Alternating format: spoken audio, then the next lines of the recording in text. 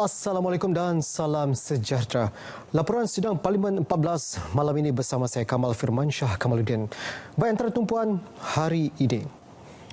Penyaluran geran KRT secara berfasa. Bantuan guaman kepada pembeli rumah.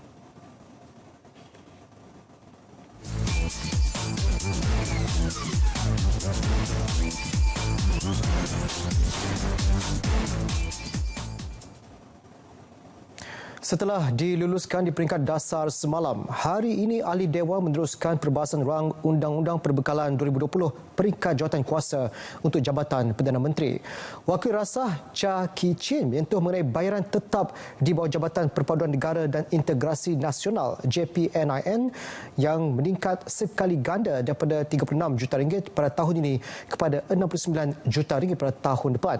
Beliau inginkan penjelasan adakah bayaran itu merujuk kepada geran yang diberikan kepada setiap kawasan rukun tetangga KRT.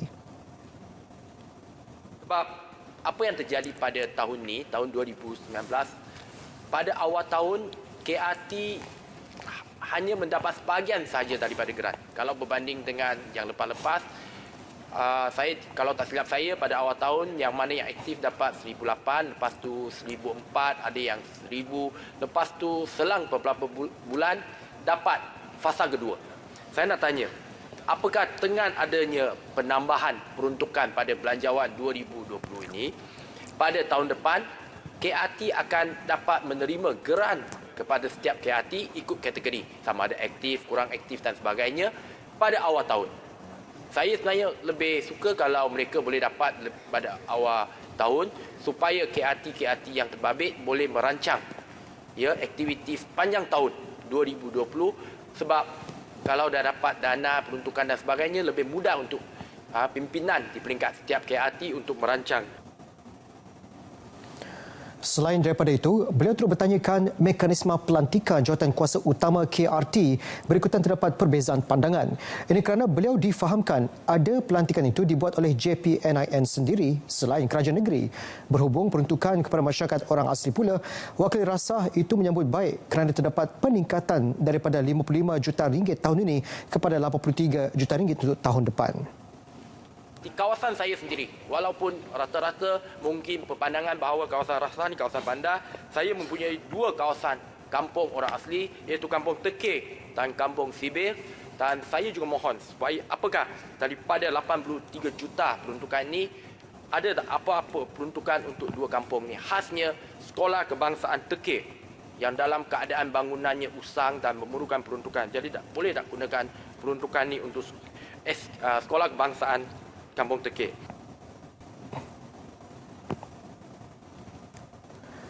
Berikut jawapan Menteri Bertanggungjawab berhubung dengan pemberian geran KRT.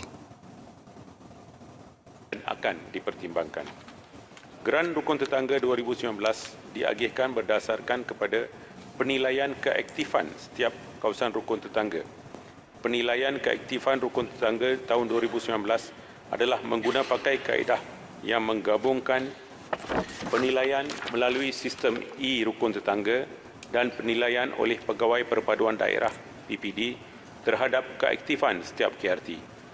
Sememangnya setiap tahun pengagihan geran rukun tetangga 2019 dirancang oleh Perpaduan berdasarkan tahap keaktifan yang telah dinilai bagi setiap KRT mengikut kategori paling aktif, aktif, sederhana aktif dan kurang aktif. Namun begitu, di bawah kelulusan bajet yang diterima pada setiap tahun, Jabatan Perpaduan hanya menerima peruntukan yang begitu terhad dan tidak menepati perancangan awal jabatan serta peruntukan ini disalurkan kepada jabatan secara berfasa, iaitu fasa 1 dan fasa 2. Dan seterusnya jabatan menyalurkan kepada KRT juga secara berfasa. Pasukan sukarelawan adalah antara mereka yang berada di hadapan ketika sesuatu bencana.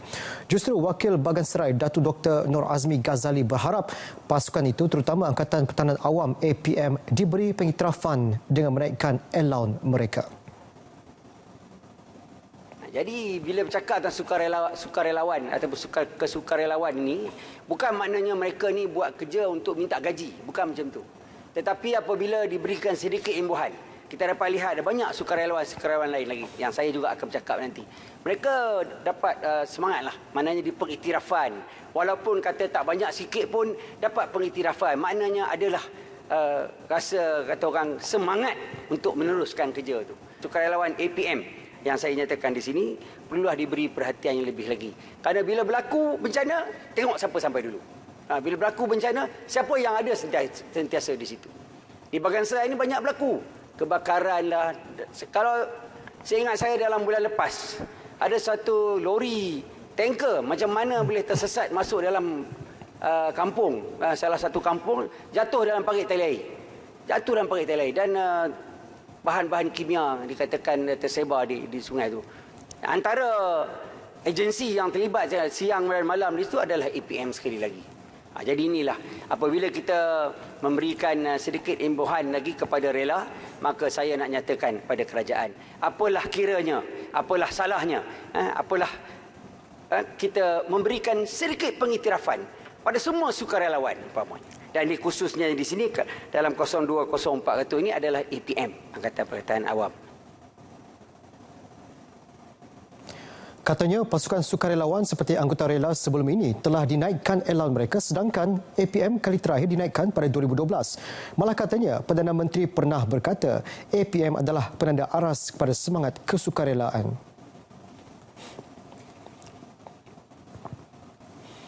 Sementara itu, Wakil Parit Sulong Dato' Nuraini Ahmad pula menyentuh mengenai agensi pengurusan bencana negara NADMA. Beliau menarik perhatian Dewan mengenai situasi bencana alam, lebih-lebih lagi apabila negara kini berdepan hujan lebat dan ribut sehingga menyebabkan banjir. Adalah apakah langkah yang diusahakan oleh pihak kerajaan bagi meningkatkan keupayaan meramal dan mengenal pasti bencana baru yang mungkin dihadapi oleh negara sebagai persiapan berhadapan kemungkinan luar jangka di masa akan datang. Dan sejauh manakah kerajaan akan meneliti keberkesanan sistem amaran awal banjir untuk memaksimalkan kerosakan harta, meminimalkan kerosakan harta benda dan kemalakan jiwa, dan sejauh manakah pihak NADMA juga telah melaksanakan profil risiko bencana di setiap kawasan. Sementara itu, Wakil Beluran terus mengutarakan pandangannya berhubung isu yang sama ketika mencelah Wakil Parit Sulong itu. Ia lebih terarah kepada isu permohonan bantuan jika berlakunya sesuatu bencana. Sekarang ni dasar kerajaan untuk jika berlaku bencana alam, kebakaran, banjir dan sebagainya, semua peruntukan yang terakibat daripada bencana alam itu, contohnya kebakaran, harus diminta daripada NADMA. Terdapat satu insiden kebakaran di kawasan saya, lebih daripada 20 buah rumah terbakar. Namun apabila NADMA turun ke bawah, tetap diberi sedikit bantuan kewangan, tetapi rumah yang kita pohon itu tidak nampak sebarang tindakan daripada NADMA. Bila kita pohon daripada Kementerian Luar Bandar, dikatakan bahawa semua proses permohonan ganti baik pulih rumah dan sebagainya yang terakibat daripada bencana alam, kebakaran, banjir dan sebagainya harus dilakukan melalui NADMA. Jadi it is neither here nor there. Adakah Yang Berhormat inginkan perkara ini diambil tindakan oleh NADMA? Terima kasih. Okey, terima kasih Yang Berhormat Beluran. Jadinya masukkan sekali dalam ucapan saya. Wakil Pasir Gudang Hassan Abdul Karim pula inginkan penjelasan berhubung ex gratia yang diberikan kepada mangsa pencemaran di Sungai Kim Kim. Pertama, saya ingin merakamkan rasa terima kasih dan tahniah kecekapan NADMA dalam membantu kes pencemaran di Pasir Gudang. Saya sangat puas hati dan penduduk sangat teruja dengan usaha pihak NADMA dan pasukan-pasukan yang lain. Hanya satu yang saya ingin bertanya, iaitu ingin penjelasan pada menteri yang berkenaan berapa ramai mangsa-mangsa pencemaran Sungai Kim Kim ini telah dibagi ex gratia atau wang ehsan. Berapa ramai? Ada 6,000 yang terlibat dulu. Saya nak tahu berapa ramai dan berapa jumlah yang telah diberikan kalau telah diberikan. dan saya nak tahu setiap seorang itu berapa dapat. Itu saja Tuan Yang di-Pertua. Penurunan jumlah peruntukan untuk Jabatan Kehakiman Syariah Malaysia JKSM daripada RM68 juta kepada RM61 juta disebabkan kontrak sewa beli perabot pejabat di jabatan berkenaan tamat pada Januari 2020. Itu penjelasan Timbalan Menteri di Jabatan Perdana Menteri Fuziah Saleh. Pengurangan ini disebabkan oleh sebanyak 5.599300 juta adalah disebabkan kontrak sewa beli perabot pejabat JKSM yang tamat pada 31 Januari 2020. Jadi tidak diperlukan sebanyak 5.599300 juta di situ. Jadi di sini kita tengok ada lebihan lagi.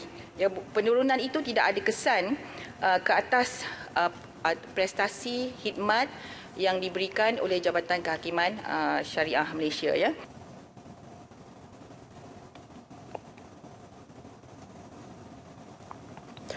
Terdahulu, Wakil Pasir Mas Ahmad Fadli Syahri pula menarik perhatian Dewan dengan mencadangkan agar kes-kes mahkamah melibatkan rumah tangga dibicarakan secara tertutup, terutama melibatkan pencuraian. Saya cadangkan supaya kes-kes mahkamah yang melibatkan rumah tangga ini dibicarakan secara tertutup, terutamanya yang melibatkan kes-kes perceraian. Kerana kalau kita lihat di negara-negara lain, kadang-kadang kita tidak tahu pun bilakah kes-kes ini dibicarakan. Tetapi kenapa kes-kes mahkamah yang membabitkan selebriti-selebriti, orang ternama, kadang-kadang wakil rakyat dapat diketahui secara umum dan ia menjadi berita. Yang saya sebut tadi bahawa isu-isu rumah tangga ini dia melibatkan beyond, dia keluar daripada isu-isu politik. Jadi tak sepatutnya ia diperdebatkan secara terbuka dan kalau boleh dibicarakan secara tertutup.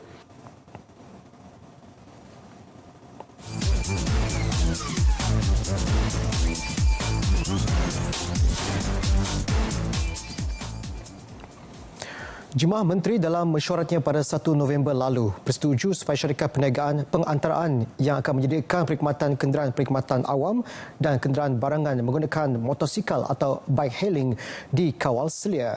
Kawalan di bawah Peraturan Pelesenan Akta Pengangkutan Jalan 1987 Akta 333, Akta Lembaga Pelesenan Kenderaan Perdagangan Akta 334 dan Akta Pengangkutan Awam Darat 2010 Akta 715. Perkhidmatan bike hailing akan dikenakan beberapa syarat yang setara e-hailing merangkumi syarat-syarat ke atas syarikat perniagaan pengantaraan, pemandu, pengoperasian perkhidmatan dan kenderaan. Tujuan utama kerajaan membenarkan perkhidmatan bike hailing ini adalah sebagai satu kaedah untuk meningkatkan tahap liputan perkhidmatan pengangkutan awam di negara ini. Perkhidmatan bike hailing ini akan menjadi salah satu komponen penting dalam usaha kerajaan menyediakan satu sistem pengangkutan awam yang menyeluruh kerana ianya akan menjadi satu perkhidmatan penghubung dalam fasa first and last mile connectivity. Bagi mengawal selia perkhidmatan ini, Kementerian Pengangkutan dalam proses membangunkan rangka perundangan dan syarat-syarat perkhidmatan bike hailing iaitu bagi menyediakan perkhidmatan pengangkutan awam dan barangan menggunakan motosikal. Tambahnya, berikutan proses pindahan undang-undang akan mengambil masa kerana memerlukan pembentangan dan kelulusan di Parlimen. Kerajaan telah bersetuju membenarkan syarikat perniagaan pengantaraan yang berminat menyediakan perkhidmatan bike hailing melaksanakan proses rintis POC. Anthony Locke menjawab pertanyaan Ahli Parlimen Setiawangsa Nik Nazmi Nik Ahmad di waktu pertanyaan Menteri MQT. Kementerian Perumahan dan Kerajaan Tempatan akan memberi bantuan guaman kepada pembeli rumah yang ingin menuntut hak mereka. Antaranya yang menghadapi masalah pembelian rumah melebihi tempoh siap. Jelas Timbalan Menteri Datuk Raja Kamarul Bahrain Shah Raja Ahmad Baharudin Shah, pihak kementerian juga boleh bertindak sebagai orang tengah bagi menyelesaikan isu ini. Inilah di antara langkah-langkah yang kita boleh buat untuk mengelakkan projek ini berterusan. Dari segi angkanya, saya rasa itu terlalu spesifik untuk saya memberi angka di sini. InsyaAllah saya akan beri secara bertulis. Tetapi dalam perkara isu ini, memanglah kita mencari segala penjuru, ya, masalah yang akan dihadapi supaya pembeli tidak akan tertekan dan dibelengui oleh hutang yang dibayar tanpa siapnya bangunan dalam jangka waktu. Kerana itulah kita ingin preempt tarikh yang ditetapkan supaya mereka dapat merancangkan daripada awal. Beliau menjawab pertanyaan Ahli Parlimen Kuala Kangsar Datin Mastura Muhammad Yazid. Dalam pada itu, Datuk Raja Kamarul menegaskan tempoh lanjutan masa EOT kepada pemaju hanya boleh diberi berdasarkan beberapa keadaan. Antaranya mengambil kira kekangan atau arahan daripada pihak berkuasa tempatan mengenai penetapan had waktu masa bekerja di tapak. Dalam pada itu, warga asing dilarang menjalankan perniagaan kecil seperti mengusahakan kedai runcit atau lain-lain perniagaan menggunakan lesen milik penduduk tempatan. Untuk itu, tegas Datuk Raja Kamarul Bahrin, agensi di bawah kementeriannya telah menjalankan operasi penguatkuasaan terhadap warga asing. Bagi tempoh Januari 2017 hingga 31 Ogos 2019, Jabatan Imigresen telah menahan 132,654 orang pendatang asing tanpa izin parti dan 3,666 orang majikan dalam operasi penguatkuasaan terhadap warga asing. Berdasarkan statistik Jabatan Imigresen Malaysia, sebanyak 43,612 operasi penguatkuasaan terhadap warga asing yang berniaga tanpa kebenaran di negara ini telah dijalankan bagi tempoh tersebut.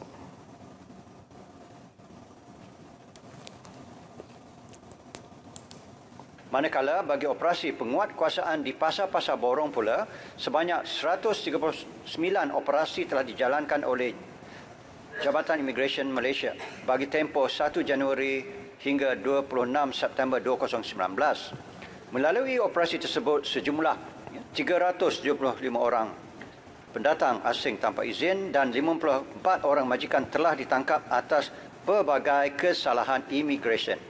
Selain itu, pihak berkuasa tempatan PBT juga telah mengambil tindakan penguatkuasaan bersepadu bersama agensi-agensi lain seperti Polis Diraja dan Jabatan Imigresen terhadap warga asing. Sehingga kini 599 operasi penguatkuasaan PBT dan 492 operasi penguatkuasaan bersepadu melibatkan pelbagai agensi lain ke atas warga asing telah dijalankan. Beliau menjawab pertanyaan Ahli Parlimen Kampar, Su Kiong Siong.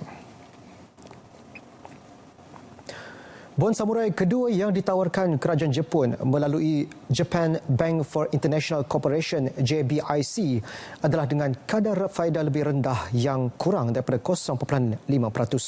Timbalan Menteri Kewangan Datuk Amiruddin Hamzah menjelaskan keputusan untuk mengeluarkan bon tertakluk kepada keadaan pasaran kewangan global semasa dengan mengambil kira kos pembiayaan serta kadar tukaran mata wang asing. Ia bagi memastikan kos pinjaman adalah kompetitif dan tidak membebankan kerajaan.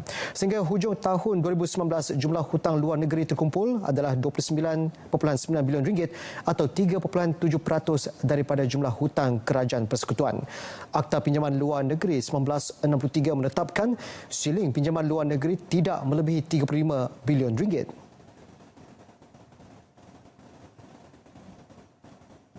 Sebelum kita memuktamadkan apa-apa perancangan untuk mengambil loan ini, kita akan lihat pada ketika itu tentang keadaan kadar tukaran mata wang dan sebagainya, supaya ianya akhirnya tidak akan memberi kesan kepada kita ataupun kos pinjaman kita itu akan menjadi terlalu tinggi. Seperti yang disebutkan tadi, ya, kita juga sedar bahawa capping kita itu dah hampir sampai ke maksimumnya, dan semua ini akan kita ambil kira dan ambil cakna sebelum membuat keputusan terakhir untuk mengeluarkan bond ini. Terima kasih. Tambah Datuk Amiruddin, terimaan daripada terbitan bon samurai kedua ini akan digunakan untuk membiayai perbelanjaan pembangunan, merangkumi program dan projek pembangunan termasuk sekolah, hospital, jalan dan menyediakan akses kepada utiliti. Beliau menjawab soalan tambahan Ahli Parlimen Kuala Terengganu Ahmad Amzad Muhammad. Perbincangan berkenaan butiran lanjut protokol membasmi perdagangan haram produk tembakau bersama Pertubuhan Kesihatan Sedunia WHO dan Kementerian Kesihatan berada di peringkat akhir. Jelas Datuk Amiruddin, kerajaan akan membentangkan laporan dan mendapatkan persetujuan Kabinet untuk merektifikasi protokol berkenaan. Kerajaan juga sedang mengkaji langkah untuk menyertai protokol to eliminate illicit trade in tobacco products di bawah WHO Framework Convention on Tobacco Control ataupun FCTC, di mana kajian secara menyeluruh meliputi tahap kesediaan, mekanisme dan garis panduan pelaksanaan sedang diperhalusi, termasuklah mengenal pasti fungsi dan peranan semua agensi yang terlibat bagi melihat persediaan Malaysia untuk menyertai protokol berkenaan. Ini jelas menunjukkan komitmen dan keseriusan kerajaan dalam menangani penyelundupan produk tidak sah. Beliau menjawab pertanyaan Ahli Parlimen Bagan Serai, Datuk Dr. Nur Azmi Ghazali. Tambahnya, kerajaan memandang serius isu penyelundupan rokok tidak sah yang semakin berleluasa di pasaran kerana kegiatan ini telah menyebabkan ketirisan hasil duti dan cukai yang tinggi kepada kerajaan. Usaha membantras penyelundupan rokok giat dilaksanakan Jabatan Kastam Diraja Malaysia JKDM, antaranya melalui operasi outlet rokok yang dilaksanakan sejak 2010. JKDM terus membuat pindaan ke atas Akta Kastam 1967 dan Akta Excise 1976 dengan mengenakan jumlah penalti lebih berat. Semua kes berkaitan penyelundupan akan didakwa dan tidak lagi kompaun dibenarkan bagi sebarang kes yang melibatkan rokok. Suruhanjaya Komunikasi dan Multimedia SKMM mengadakan perbincangan dengan kerajaan negeri dan syarikat swasta bagi menggalakkan syarikat swasta melibatkan diri dalam usaha menambah baik kemudahan internet di kawasan luar bandar atau pedalaman. Jelas Timbalan Menteri Komunikasi dan Multimedia Aidin Shazli said, pihak kerajaan memerlukan kerjasama syarikat swasta dalam menyediakan perkhidmatan jalur lebar gentian optik ke seluruh negara. Berikutan ia memakan masa dan kos yang tinggi untuk dilaksanakan. MCMC melalui pengurusinya telah menggunakan satu pendekatan yang proaktif untuk melakukan engagement dengan kerajaan-kerajaan negeri dan juga pihak-pihak swasta bagi menggalakkan penglibatan syarikat-syarikat ini untuk sama-sama melibatkan diri dalam proses memajukan usaha untuk memberikan penambahbaikan kepada kemudahan internet dan juga inisiatif jalur lebar yang ada di negara kita. Tambahnya, penyediaan perkhidmatan jalur lebar di bawah pelan gentian optik dan kesaling hubungan negara NFCP akan dimantapkan dengan pembinaan infrastruktur komunikasi baru yang lebih menyeluruh. Aidin menjawab pertanyaan Ahli Parlimen Rembau, Khairi Jamaluddin. Beliau terus memaklumkan di negeri Sarawak sepanjang 1,237 km fiber telah siap dan mula beroperasi bagi penyediaan perkhidmatan 4G. Pihak kerajaan juga melaksanakan projek sistem kabel dasar laut yang menghubungkan Semenanjung ke Sabah dan Sarawak bagi meningkatkan kelajuan internet dengan pemasangan rangkaian kabel gentian optik dasar laut berkapasiti 4 terabyte sesaat dengan jumlah jarak keseluruhan melebihi dari 3,800 kilometer. Kementerian Kesihatan sedang bekerjasama dengan kerajaan Filipina untuk memberikan imunisasi kepada kanak-kanak warga Filipina yang berada di pusat pendidikan alternatif di negeri Sabah. Ia termasuk kos vaksin dan operasi akan ditanggung oleh kerajaan Filipina. Jelas Menteri Kesihatan Datuk Seri Dr. Zulkifli Ahmad, satu memorandum persefahaman MOU telah ditandatangani di antara Menteri Kesihatan Malaysia dan Menteri Kesihatan Filipina pada 30 Julai 2019 berhubung perkara berkenaan. Bagi tujuan ini, KKM turut bekerjasama dengan badan-badan bukan kerajaan seumpama Mercy Malaysia untuk menjayakan perolehan vaksin dari pihak United Nations Children Fund, yakni UNICEF, bagi program pemberian imunisasi kepada kanak-kanak tiada dokumen dan stateless di Sabah. Selain itu, kawasan-kawasan berisiko tinggi penularan wabak atau sedang dilanda wabak, KKM juga meminta pengecualian fee untuk menjalankan aktiviti imunisasi tambahan atau the supplementary immunization activities SIA dengan memberi imunisasi kepada kanak-kanak warga asing termasuk mereka yang tiada dokumen pengenalan diri. Tambah beliau, pihak kementerian telah menerima kelulusan pengecualian fee bagi 3 buah daerah di Sabah iaitu Kota Kinabalu, Tawau dan Semporna bagi menjalankan aktiviti imunisasi tambahan SIA secara berperingkat. Ia susulan daripada penularan kes demam campak di beberapa kawasan di daerah terlibat. Datuk Seri Dr. Zulkifli menjawab pertanyaan ahli Parlimen Papar Ahmad Hassan. Bagi individu yang bertaraf bukan warga negara atau tidak mempunyai sebarang dokumen pengenalan diri, perkhidmatan imunisasi tertakluk kepada fee yang ditetapkan di bawah kuasa Seksyen 3 Akta Fee 1951. Perintah fee perubatan kos perkhidmatan pindaan 2014 iaitu RM40 untuk fee pendaftaran termasuk perundingan dan ubat-ubatan. RM40 juga dikenakan bagi setiap suntikan imunisasi yang diberikan. Mereka mendapat suntikan imunisasi yang sama seperti yang diberikan kepada setiap warga negara Malaysia. Agensi di bawah Kementerian Pembangunan Usahawan digesa lebih aktif menyalur maklumat kepada belia mengenai peruntukan yang disediakan kerajaan kepada usahawan muda. Jelas Timbalan Menteri Pembangunan Usahawan Datuk Dr. Muhammad Hatta Mat Ramli, kementeriannya telah memperkenal dasar keusahawanan negara pada 11 Julai lalu bagi mewujudkan ekosistem keusahawanan yang holistik, kondusif dan inklusif kepada semua lapisan usahawan.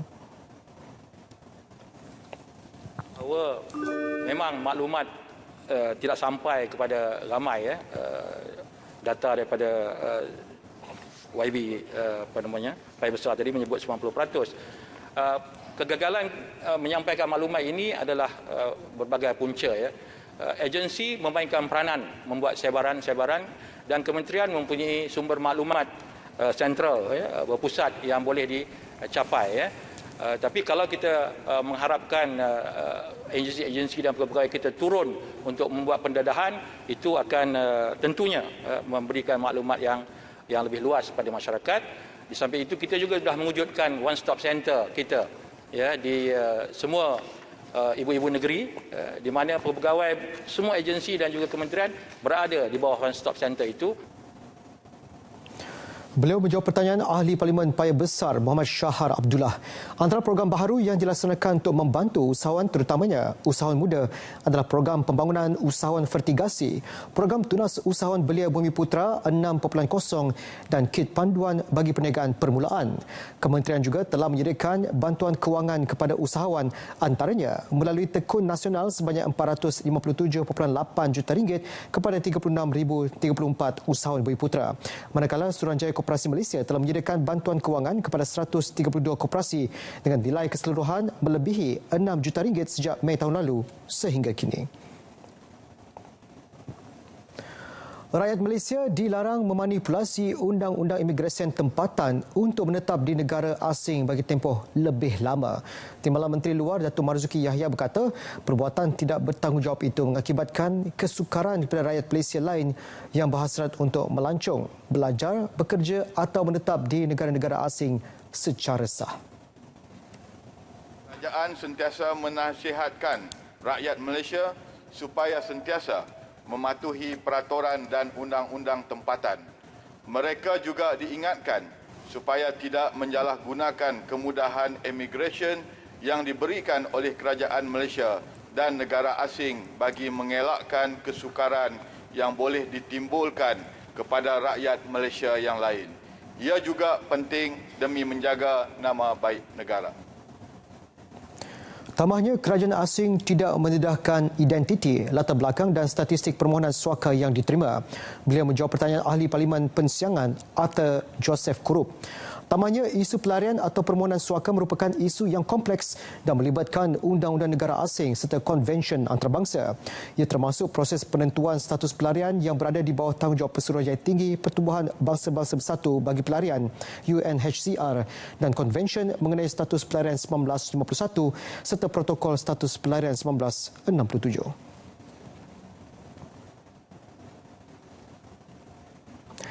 Sekian laporan sidang Parlimen 14 malam ini. Saya Kamal Firmansyah Kamaluddin.